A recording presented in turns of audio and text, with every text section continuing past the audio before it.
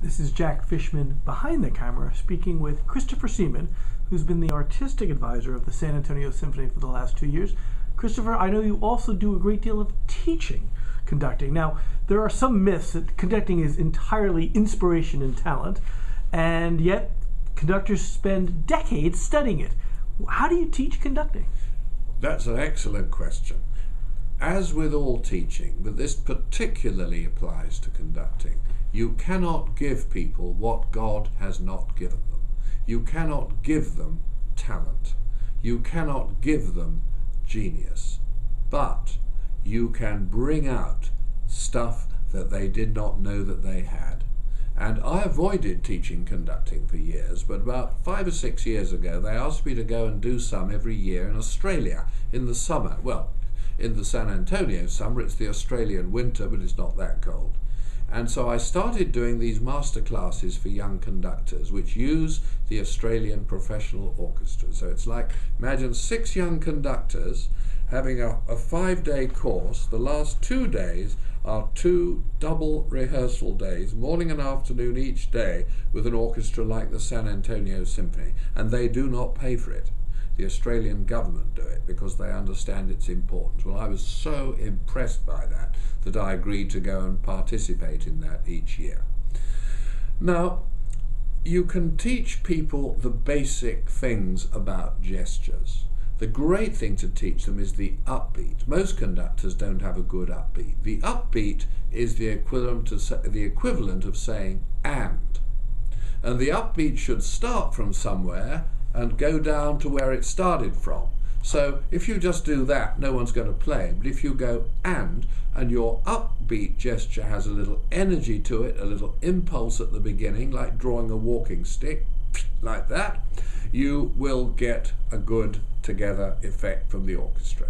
If, however, the sound you want is more than that, you give a woollier upbeat. So the orchestra don't come in with military precision, but with artistic finesse.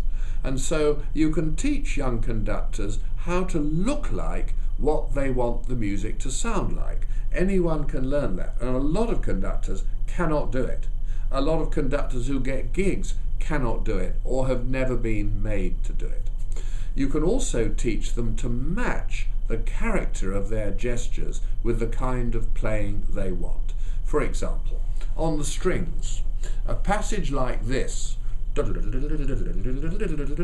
the bow bounces off the strings, spiccato it's called, requires very small gestures and a lot of precision. You see, that's the amount of gestures with the right hand there, mainly with the wrist, some maybe a little bit of.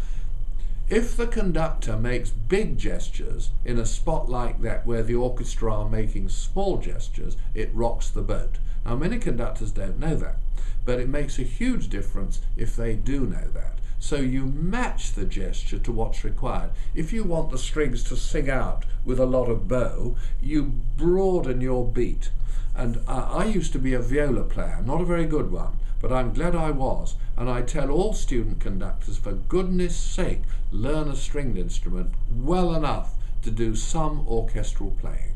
Because if you know what it feels like to pull the gravy out of a stringed instrument, you will know what it feels like to pull the sound out of an orchestra. So the kind of gesture the conductor makes, however much of a genius or however ordinary his gifts may be, he is able to learn to conduct in a way that gets better results.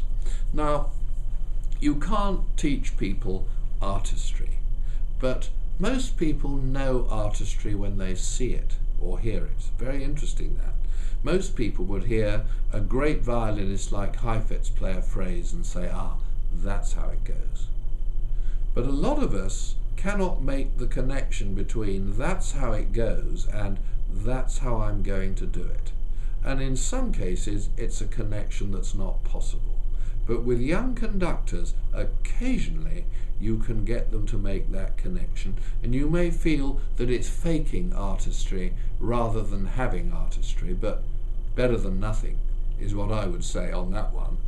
There was a wonderful concertmaster at Philadelphia called Norman Carroll, and you'd say, "How's your wife, Norman?" He'd say, "Better than nothing." I mean, he adored her. It was just a joke, but I always found it very funny.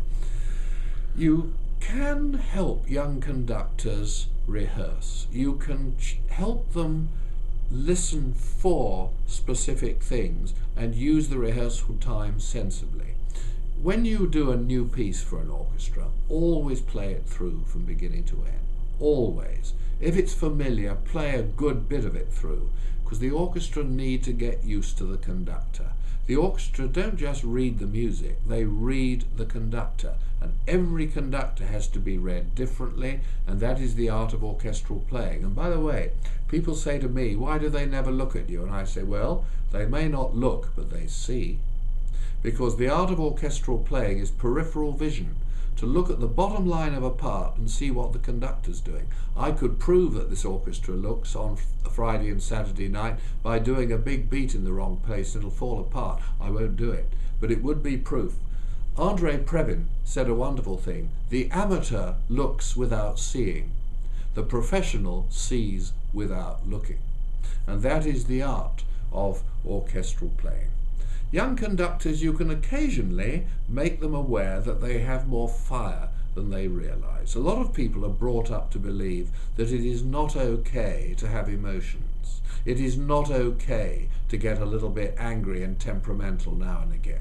But if you can somehow convince them in front of 70 musicians that when they let rip, it's really cool. I remember one conductor, I couldn't get to do that. I put my hand in front of the whole orchestra there. I said, "Do a downbeat and hit my hand. Come on, everybody, play." So he does a downbeat. It's like a soggy, wet cloth, you know. I said, "I didn't feel anything." He did it again. I didn't. And eventually he lost his temper, went wham, like that. The orchestra erupted into applause. He was horrified. So as you saw what happened there, you let rip. We loved it. Now you may have thought that was impolite, but did you hear? So it can be quite inspiring to teach conducting. And the other thing, I learn a lot.